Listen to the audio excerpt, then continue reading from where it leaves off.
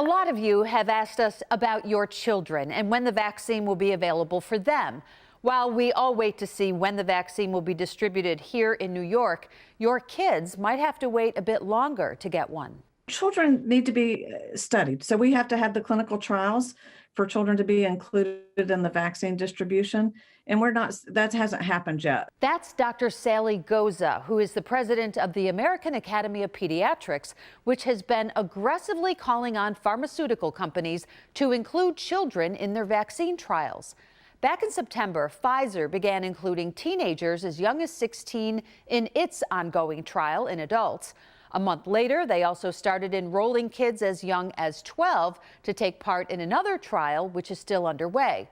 At the same time, Moderna announced this week it's going to begin testing its COVID vaccine on 3,000 kids between the ages of 12 and 17. Now, half of them will receive 2 doses of the vaccine 1 month apart, and the other half will get a placebo.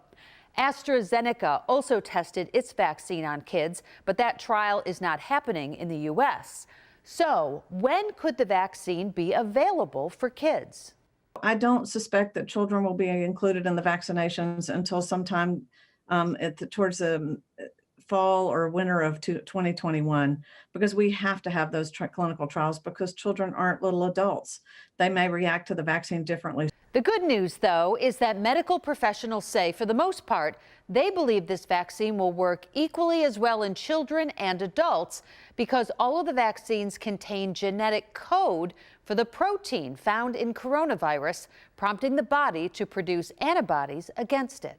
Our bodies can make antibodies against proteins as young as a few weeks of age. So we really may not even need to modify the vaccines much at all. For more information on the race for the vaccine, you can head to our website, WGRZ.com. And if you've got any questions, send us a text to 849-2200.